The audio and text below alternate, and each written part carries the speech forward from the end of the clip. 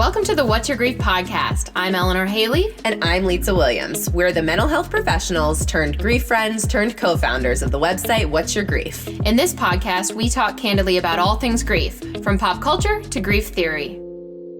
No tilted heads, no soothing tones, just us and our grief friends exploring the always devastating, often confusing, and sometimes even funny experience of living life after loss. Hey, welcome to the What's Your Grief podcast. This is Eleanor, and I'm joined by Lisa. Lisa, why don't you tell us where in the world are you joining us from today? It's like a segment. Where's Lisa? Yeah.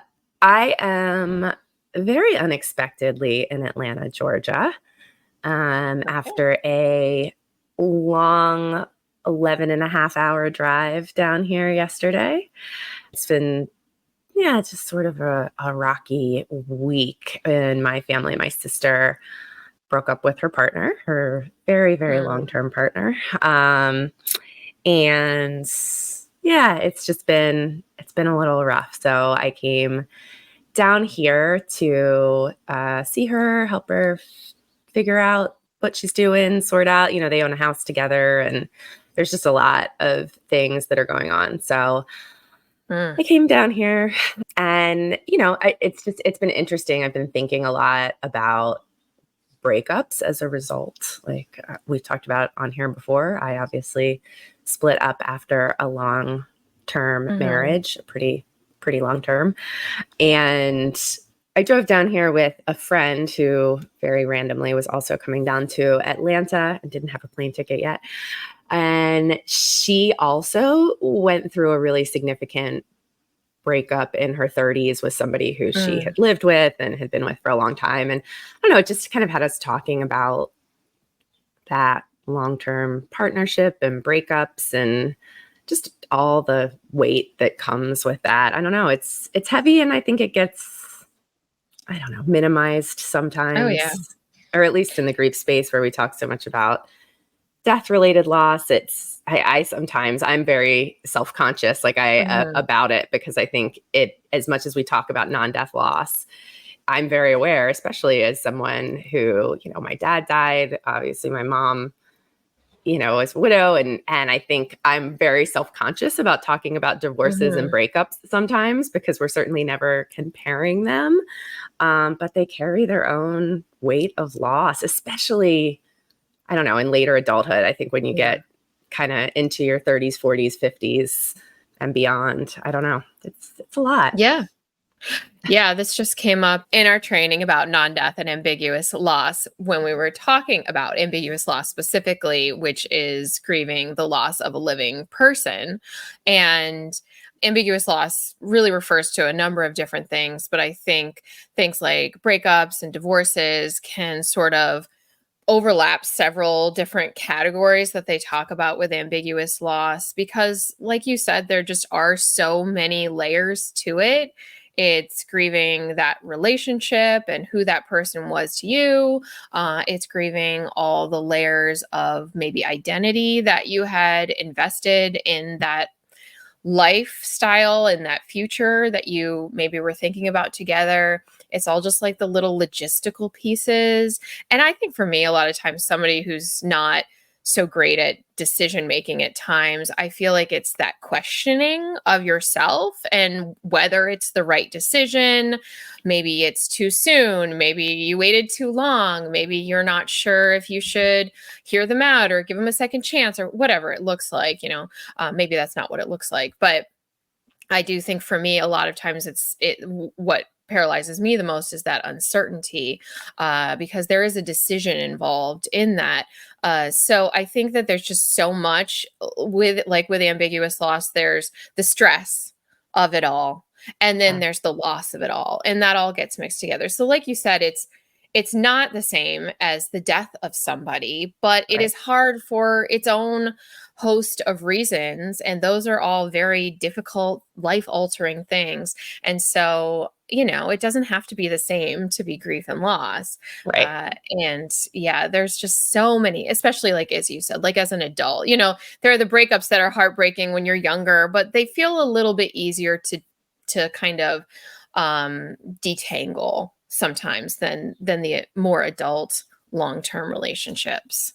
Yeah, I think when it's been, a decade plus that you've been together with someone and your families are so entwined and, you really have just imagined the rest of your life with that person, it really is a huge shift to figure out all of the rebuilding that happens after that, and the relationships with families and friends that then again, depending on the circumstances, can become really fraught and tense. And people who you're really close with, that those relationships can be affected. There's just a lot of layers to it. A lot of times I think when we did a podcast about this before, and I think we were talking specifically about death loss, but losses like this, they're very much like there's the loss of the past, there's the loss of the present day to day, and there's the loss of that future that you thought. And it's so multifaceted. It's not just about what is absent in the present. It's about grieving everything that preceded it, everything that you got, you're accustomed to in the day to day, and then all the things that you thought might come next. And so it's so complex. Like I said, we did a podcast about that, about kind of that past, present, future thing. But we've also, I believe we have a podcast about divorce and breakup that we did probably a while ago now. We could probably talk about it again. But that's the theme, revisiting topics from the past. Right. But we've written about it and we have a podcast. So if anybody is if this is on your mind, if this is relevant to you, we have some resources on it. And, I don't actually think I see enough of it in the grief space, though, of course, I think that there's resources for divorce. Yeah, I think there are some divorce resources that are out there, but it's interesting. I think a lot of them that I have seen, and I have not done a deep dive, so forgive me. But I think a lot of them focus on a lot of sometimes logistical things and co-parenting and, navigating some of those types of challenges, trying to decide whether you're going to continue to have a relationship with sometimes obviously if you're co-parenting, you have to, but if you're not co-parenting, navigating that, are you going to try to maintain a friendship or not? But I don't know that I really see a lot that kind of digs into the true emotional impact of grieving all of the different pieces that are part of it. I'm sure it's out there. I'm sure. We just don't know. really, searched. But I do think it is an area that it affects so many people. Somebody just mentioned too in the chat that adult children, that it impacts those relationships. There's a lot that gets impacted that I think doesn't always get recognized. So I'll try and I'll dig around a little bit. And if I can find any good resources other than just what we've talked about in the past, I'll include those in the show notes. Yeah, that would be good. And if anybody has any recommendations, feel free to reach out and share them with us because it's certainly a type of loss that we hear about and talk about quite a bit. So for today, we received I don't know if we would say a question. I guess it was in the reviews, right? Sort of like a topic suggestion that came in through the reviews. So, hey, you know what? We will take topic suggestions in any form that you have them. I was just going to say, actually, I would probably prefer not exactly in this form because it was in a 1-star, very, very not nice review. But we read the reviews, and I think that was part of the reason that I wanted to revisit the topic that we're going to talk about today, is that it did come in through somebody who left us a 1-star review based on one particular episode that we had recorded in the past about overdose loss. And so their review was just a criticism of our explanation of overdose. And it was really interesting because I think it's a valid criticism, because the episode that we recorded on Overdose, we recorded 9 years ago. And the landscape of substance-related death has changed tremendously in the last 9 years. And so that's why it felt like it was a good time to revisit this, because there is a lot that has changed. And yeah, and so that's why that's where this came from. So I didn't even ask you previously like what it was. So I'm just kind of playing catch up here with the audience. So it was somebody who listened to the podcast episode in the present. Yes. But the episode was 9 years old. 9 years was old. Saying that the content was outdated, basically. Well, they didn't say it. Here's the context. So they just, this was a 1-star review left last month for an episode that we recorded about substance-related death 9 years ago. And so they gave us one star because they said, I wanted to point out the things that you missed in this podcast. The scientific reason behind her death was the amount of fentanyl. This is referring to the overdose in the life, in their life. The amount of fentanyl in the heroin she purchased. The intention behind her use was to get high, not to die. However, this does not qualify under unintentional death due to excessive use. So what they were getting at here was that we, at the time, didn't really focus. We probably didn't mention fentanyl at all, to be honest, because the rise of maybe we did, but probably briefly, right? Fentanyl was really just starting to be a major factor at that time. And it really has changed the dynamic of substance-related deaths in ways that I think are important for us to talk about, because it does impact how people grieve, how and when people are losing people to substance-related deaths. And the other thing that she pointed out too, which was also a good point, is that we didn't mention Nar-Anon and Al-Anon as a support for people who are living with family members who have substance use disorders, which I was actually surprised we didn't, because we're big fans of Nar-Anon, Al-Anon, but I'll take her word that we didn't. So, it did have me thinking like, wow, it's been a really long time since we talked about substance-related death. The landscape has changed. Obviously, this is a topic near and dear because I have, lost multiple people, but one person who is like family to an overdose. And as we've talked about plenty of times here, my sister had a really long-term heroin addiction, and I have other folks who have substance use disorders in my family currently with active addictions. And so this is always a topic that is important to me and that I feel like I do want to make sure we do justice to. So it felt like a good time to go back and revisit it. Plus, 1-star reviews always make me sad. So I felt like, I really want to, not only was it a 1-star review, which made me sad, but it was just on a topic that I think we really pride ourselves on feeling like is important and wanting to make sure we represent well when we talk about it.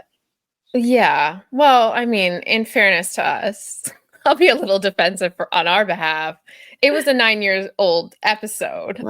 So you're right. I think that it would be good for us to revisit and update based on that.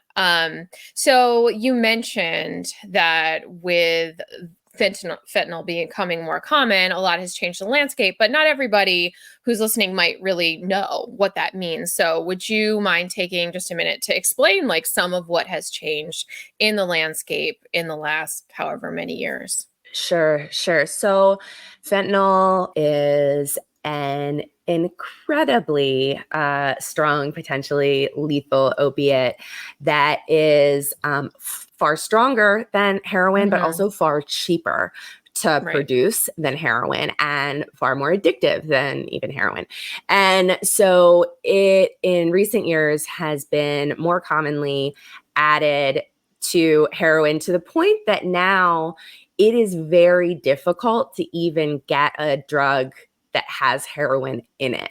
So most of what people buy on the street that says is heroin is almost all fentanyl, and has other things potentially mixed in. And then a lot of other drugs that are not even opiates sometimes have fentanyl mixed into them, both for the effects of fentanyl, but also for its addictive properties. It's something that's really kind of appealing for those who sell drugs to have added into the drug for all those reasons, because it's cheap, because it's addictive, all of that. And it is far more likely to result in an overdose. And I think that's really been significant in a lot of different ways. I think one is that we have a lot more people who are trying to talk about this using terms like, instead of overdose or substance related death, saying things like drug toxicity or drug poisoning, to really highlight the fact that sometimes people were buying a drug that they thought was one thing and they got something different. So I think that's kind of what the person in the review was getting at, was that in the case of that circumstance, she believed that they wanted, that they were purchasing heroin and intended to get heroin, but there was fentanyl in there that they didn't necessarily know was there. And I think there's nuance here, right? One of the things that is important to know is that this, for many people, has become a big advocacy issue. Like, we want policymakers to know so that they can be more aware for policy. We want people who are using substances to know about fentanyl so they can be safer in using. There's drug testing strips that are available. There's lots of ways that people can try to make sure that their drugs are safer, or at least know what's in their drugs before they use them. So I think there's a lot around that. But there's another piece that I think is really important to mention too, which is that this does mean that sometimes people are dying and their family members had no idea that they had a substance use disorder. It hadn't spiraled to the point that the family had noticed, or maybe that person was using more like club drugs or other types of drugs that they were using where they never imagined there was fentanyl in there, and then they're dying of an overdose from that. So we do have also more people who are caught off guard by these substance-related deaths because of fentanyl can sometimes be just causing overdoses more quickly. So I think that's been a significant change we've seen over the last 9 years too. So my understanding of what you're saying is that drugs obviously were always dangerous, but they've become incredibly more dangerous with the introduction of fentanyl, which is being used for a wide range of reasons. And those who are buying drugs and using drugs aren't aware necessarily that fentanyl is. Maybe they know it's a risk, but they don't know necessarily that fentanyl is in their drugs. And it is a lot more lethal. So that when people are using in a way that they would never have expected, to lead to toxicity or an overdose, they are experiencing overdose much maybe sooner, or with drugs maybe they wouldn't have expected. And so the picture just looks different now than it did before. Yeah, Basically. absolutely. And I think the other thing we've seen, right, is because over time we saw sort of more and more fentanyl ending up in the drug supply. And so the other place that this became significant was people who maybe had gone to treatment, had been in recovery for extended periods of time and experienced a relapse. Relapse is always a time that you're at a greater risk for overdose because your tolerance has gone way down. And so people will perceive that they can use the way they used to be able to use, and then they can't anymore. And so they're more likely to overdose. If you couple that with the fact that now maybe if they haven't been using a substance for a year or 2 years or 3 years or 5 years, and over time, not only has their tolerance gone down, but the potency of what is in that drug supply has gone up dramatically, then you also see a much higher risk of those deaths following relapse. So again, there's that component where that's always a shock to family members and friends. When somebody has been in recovery, you've maybe sighed a little bit of relief that you feel like finally they are in a better place with that substance use, and then are really caught off guard by this. So I think that's another place. It's just an extension of what you described, but it is another place where we've seen this impact. Yeah. So with there being more deaths that maybe there wasn't a knowledge of the person using any substances, then what that would mean for talking about the grief of these types of deaths, I would think would be that kind of some of the emotions, some of the sort of cognitive stuck points people are coming to might look a little different than they looked in the past. Though I think we see all the stuff we've always talked about, but maybe there's more of things like maybe that shock, things like maybe anger. Yeah, I mean, I think we definitely see this, right? There's just more of trying to come to terms with the fact that somebody was using the substance or using such a risky substance at the same time as the death sometimes, right? If people had no idea that that was going on, they're trying to process that shock and process the death itself. You know, sometimes it's harder for people to accept. I think, you know, I go back to working in the hospital with folks at the time that they were sometimes learning of a substance-related death. And when they didn't know about the use, oftentimes people were fixated on the idea that it was a mistake, that there had been a mix-up in the blood work in the hospital, waiting for autopsy reports. You know, and a lot of that is because you're just in your brain going over everything, trying to think like, wait, how could this be possible? Like, I had no idea that this person was using, just like happens when somebody first finds out about an addiction when someone is still alive. But now you're trying to process all of that at the same time as the death. And it's so much. And so I think there's all of that shock.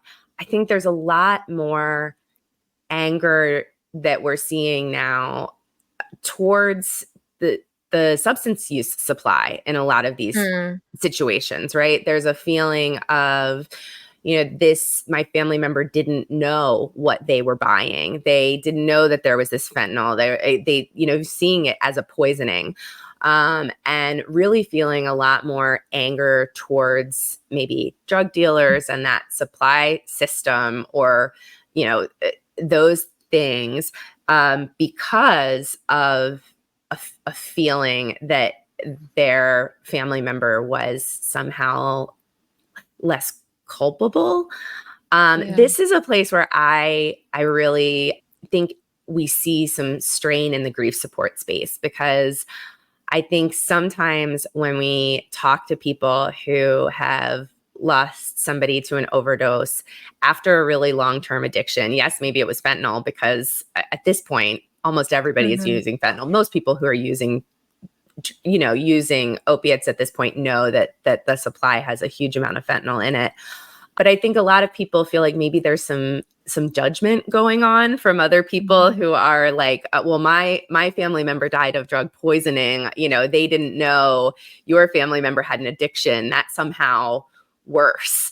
And so, you know, it's, I think, really sad that we know with substance-related deaths, one of the hardest things is the shame and the stigma and the feeling of judgment that exists around addiction, no matter how far we've come in being able to see it as a mental health disorder and a disease model. We still see so much judgment. And now I think we're seeing a little bit more of that judgment coming up within the support space, because some people feel like they are differentiating the way the death happened, and whether intentional or unintentional, there's a feeling of somehow maybe that is creating more shame for those people whose family members, you know, like in my case, right? Like they had an addiction. It wasn't a drug poisoning. It was the result of long-term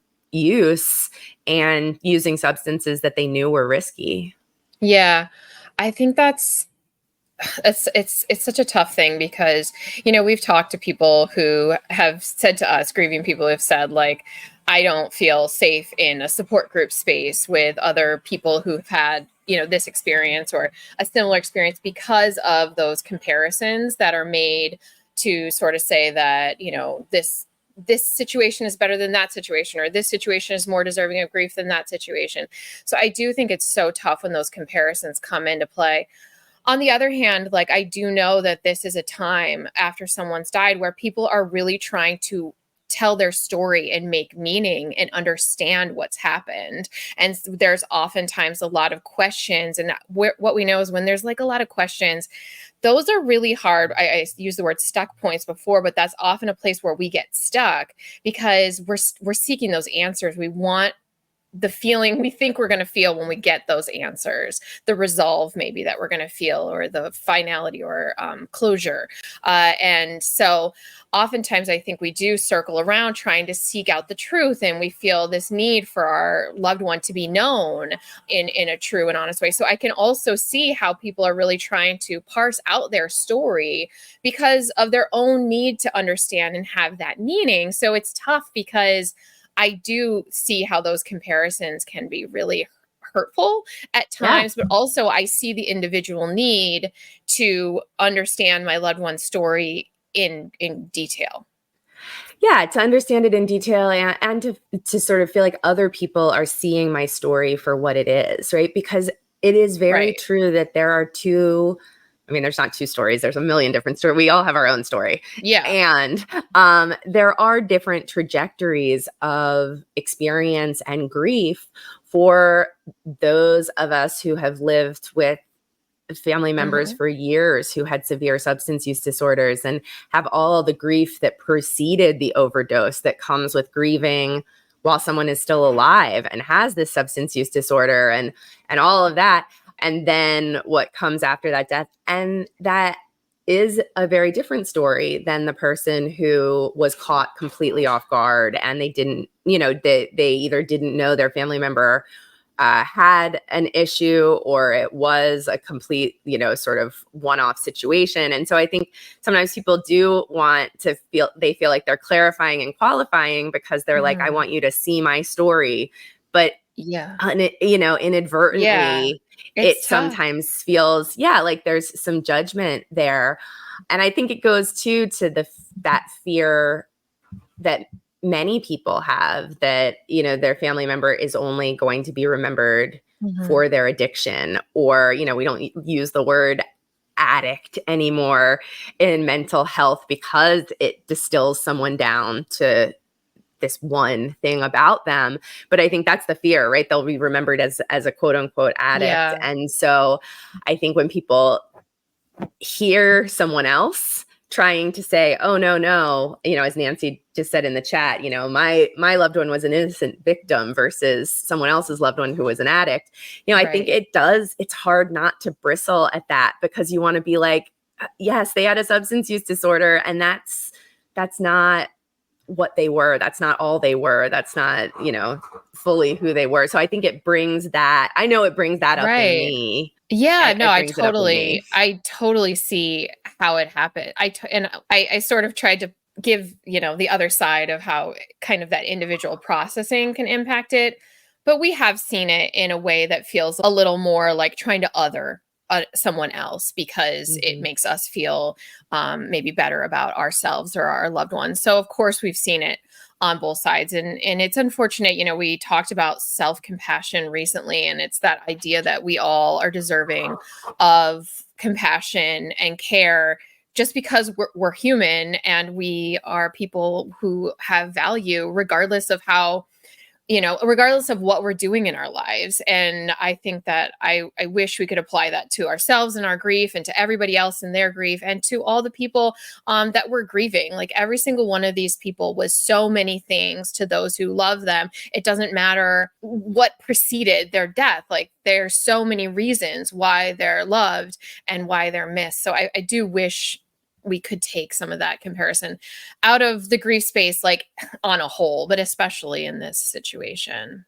Yeah. And I think the reason it exists in so many places is that even in this world where so many of us know people who are impacted by substance use disorders or have been impacted ourselves, I think there's a weird comfort in othering people who have addictions. I think sometimes that fear that lives in everybody, that their child or their partner or their parent, someone they love, could have a substance use disorder is so deep that we like to keep the idea of people with substance use disorders at a distance, right? Like, oh, that happens to other people, sort of one-dimensional, quote unquote, addicts, right? And I think there's a comfort in keeping that as a distanced, one-dimensional thing that serves people, and humanizing people who have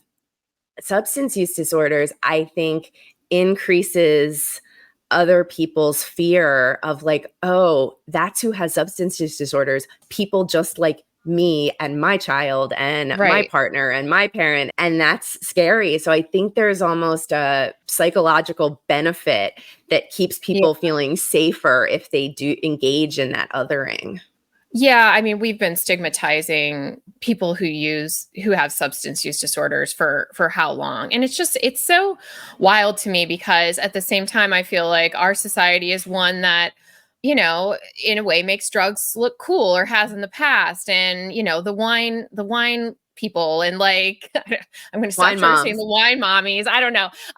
Like it's in so many ways we glorify use, but the minute we are using just a slight too much, all of a sudden there's this gigantic stigma and you're a failure of a person. I don't believe that. I'm just saying, I think that's what many of us have internalized. And so it's just kind of wild to me, because we've set up this dichotomy where we glorify it on the one hand and then stigmatize it, a step beyond. And I totally see why people just feel so much stigma when they're grieving a loved one who died, any death related to a substance, because of that stigma, because we fear our loved one is going to be devalued or blamed, or people will not have the same compassion for them as somebody who didn't engage in an activity that led to their death or contributed to their death. And I think there's the fear, of how they'll be judged and they'll be remembered, but also the fear of how others may judge us, or what they may believe about us, that is sometimes reflective of our own guilt and regret and worry about self-belief. That fear of, will they think I must have been a bad mom, or I must have, if my child ended up with an addiction, that must have been because of something about my parenting, or if my partner, I must not have been a good partner, or how was I not able to get them the help that they needed or the treatment that they needed. I think that there's that fear that we, not only will they be judged, but we'll be judged because of that. And I think that then often points to guilt and self-doubt that many of us hold on to, even after doing all the work, all the Narana and all the therapy, all the understanding that we can't control someone else's addiction. We didn't cause their addiction. But still, I think it's hard to shake that feeling of, could I have done more? Could I have done differently? Was it something, in my relationship with them that contributed to this? All of those fears and that guilt and regret often live so deeply in us that we worry about it for ourselves and how others might perceive it. And I think that's a deep part of the grief of substance-related deaths. Yeah, you mentioned Naranon and Al-Anon, as apparently we didn't do before in the last one, which are groups for people who are, love somebody who's using drugs or alcohol. And so there are, it's a group for people who kind of, aren't going to have the exact same experiences, but who have the experience of being connected with somebody who has an addiction of some sort. And so I do think that those are really helpful spaces for people, because others have sort of walked down similar paths though not exactly the same paths. And like you said, I do think being in a relationship or being related to somebody who has an addiction it's such a complicated experience. You expressed all those feelings of feeling like you should do something differently, questioning what you should do. And at the same time, their use is often just it's their own thing, it's their own journey, and there's so much that that is separate from you and that you cannot control and that you cannot change, and you can try and sometimes you can get through, but a lot of times you can't. And so it's just such a complicated and layered experience on top of all this. So I absolutely think that spaces like those are so valuable. Or if you would rather, talking to a therapist about some of this, maybe a therapist who has experience working with people who are using substances or have addictions.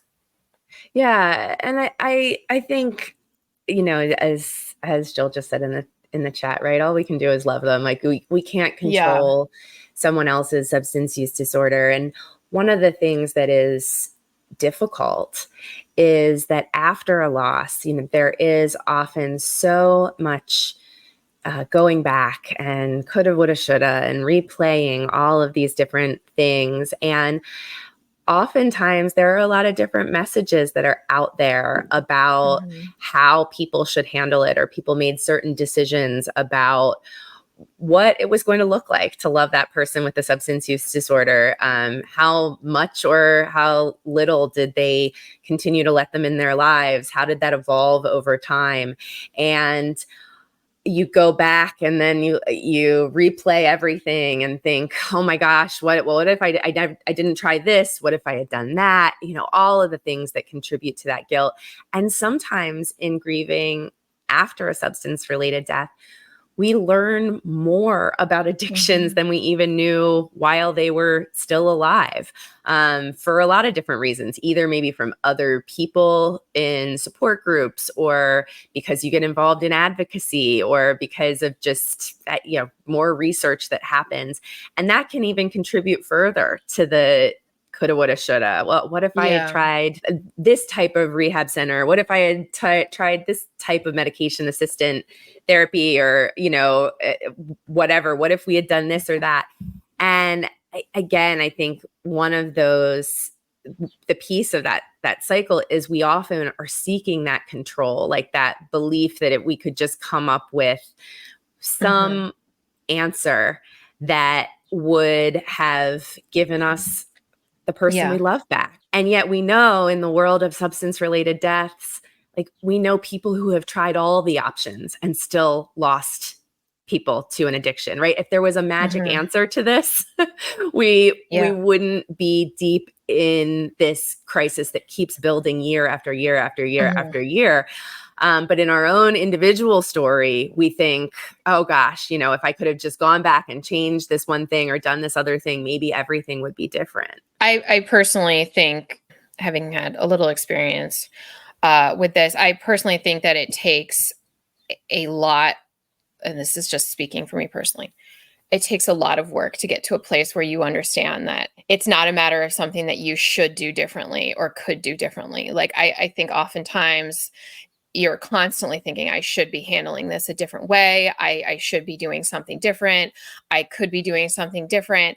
And most of the time, no matter how you change your path, it doesn't necessarily change that person. And so it's kind of like a habit you get into in a lot of ways. If you do have a relationship with somebody who is using substances actively and in an ongoing way, like we've talked about how many people didn't know and were kind of surprised. And I still think the shoulds come up in those instances too, right? If you're a parent to somebody who's using, like as a parent, you get used to your job being setting boundaries, making limits, telling them what they can and cannot do, in a sense, not every little last thing, but setting those boundaries and making those rules and teaching them those lessons. And so it just feels very natural if you're a parent to feel like it's your job and your responsibility and therefore your fault if things don't go your way. So I think a lot of these things, they're very natural feelings that can be very hard on ourselves. And like you said, after the fact, afterwards, there's that searching and questioning that continues on down the road. And especially, when somebody has an addiction within a family, it becomes sort of a family thing where everybody sort of has these different roles and feelings, So there might be somebody who was perhaps enabling the person more than the others. And then after death, is that person getting a lot of blame and feeling a lot of guilt? Whereas other people are looking at them and thinking, like, if only you had done something differently, this is maybe your fault. Like, these things do happen in families after the fact, where it's not even that we're blaming ourselves. There's like literally other people perhaps looking at us and blaming us, or we're just worried they're doing that or going to do that. And so it becomes very layered and very complex. And each of our stories is so different. Like we talked about, the pathways to getting to this place are so different. Everybody has these different experiences.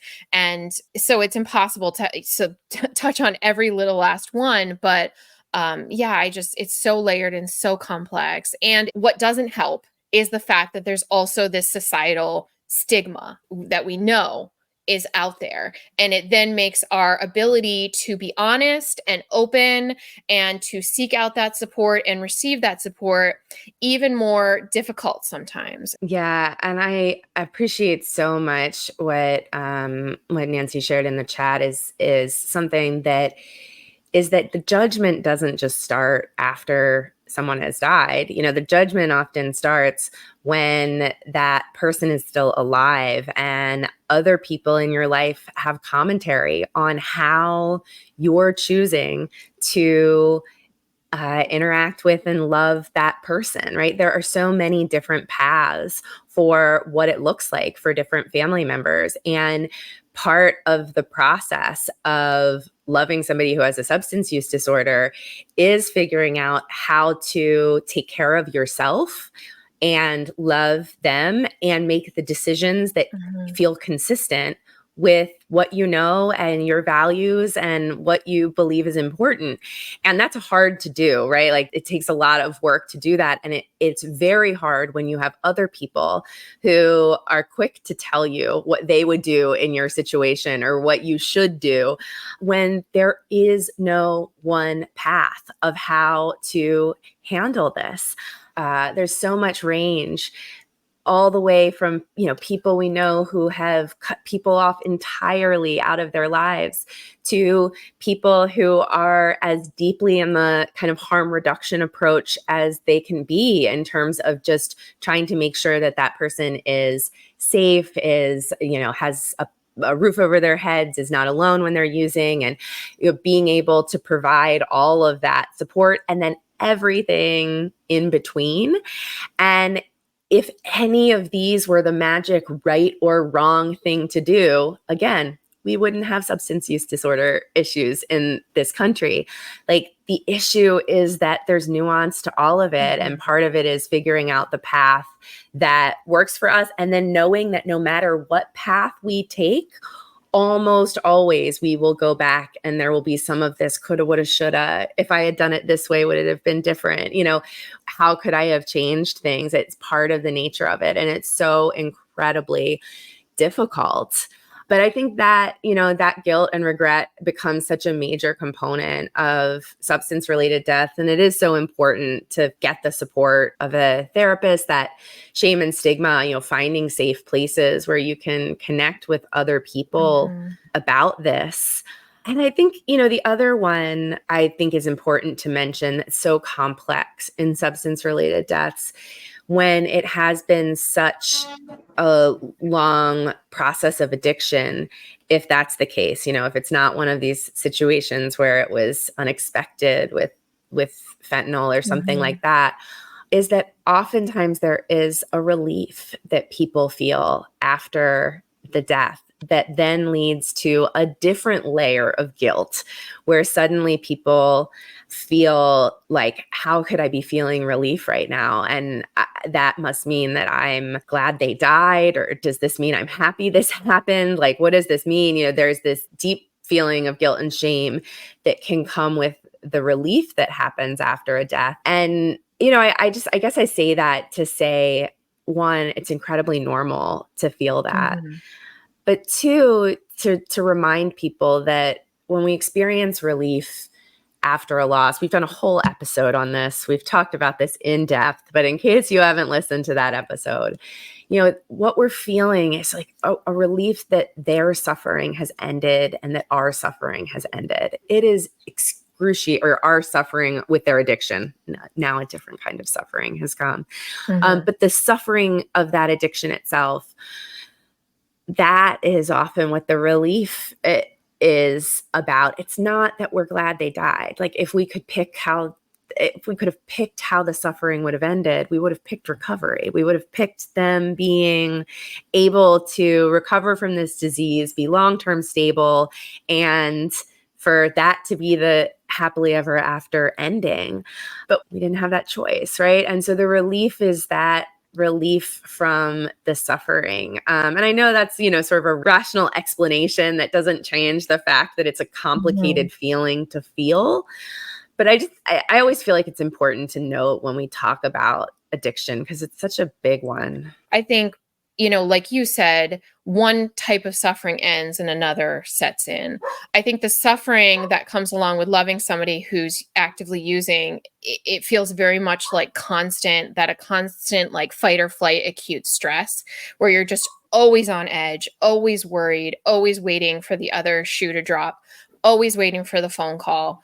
And that is a very particular type of pain and stress and ongoing, just kind of, it's ambiguous loss, right? There's that ambiguity about whether things will ever change or be better.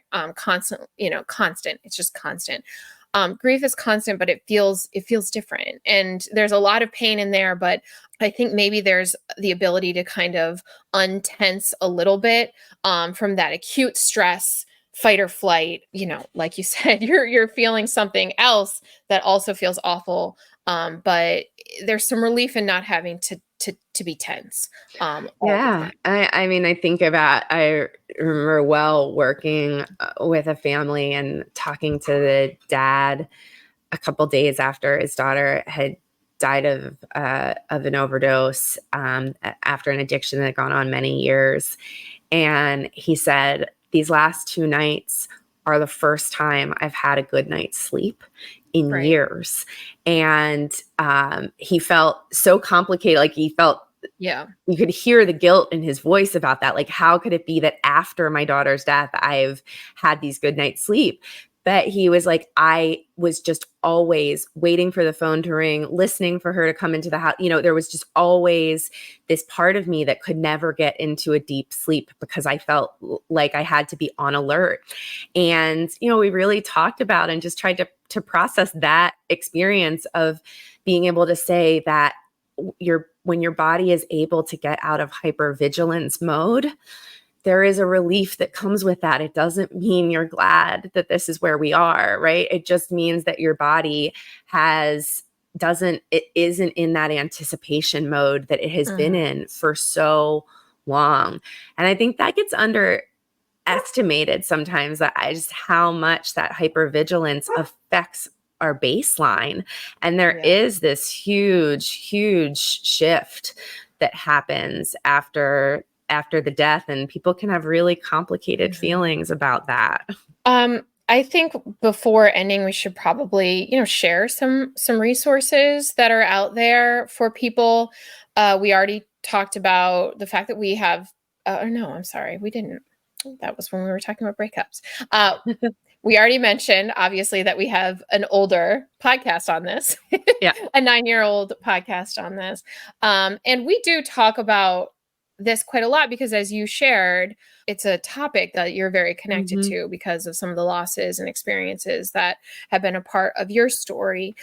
So we do have a lot of resources that we can link, but also, of course, Al-Anon and Nar-Anon we mentioned. And then what are some of the other groups, maybe organizations, groups that are good that we could recommend? GRASP is grief recovery after substance passing, has peer support groups around the country, which is a good resource. There's a group called Shatter the Stigma, which we can link to as well. That does, they're a little bit more involved on the advocacy side, but do some grief support as well.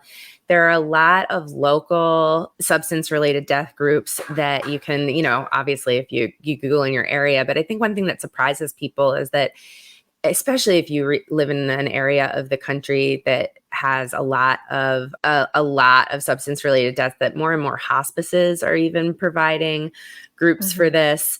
One place where you can find out sometimes a listing of resources too is if there's a harm reduction program in your area. Oftentimes they know where our substance-related death groups are being offered. So, it really can be so helpful to connect with other people who have experienced this, because of that shame and stigma, to be able to be in a space where that there isn't going to be that worry of judgment that sometimes can be felt even within your own family members and friends, that has been so present. So I think that can be one, a good, one really important time to look for peer support is anytime we have stigmatized losses. Well, we will link to some of the resources that we shared in the show notes today. And as always, we are open to you sharing any resource suggestions that you have, topic suggestions, and, just any feedback that you have. So you can always reach out to us at whatsyourgrief@gmail.com or on social at whatsyourgrief. And please feel free to review us. Even if it's a brutal 1-star review, though, we would really appreciate it. You took the time to leave a review if you've gotten some good things out of our podcast. So we appreciate it.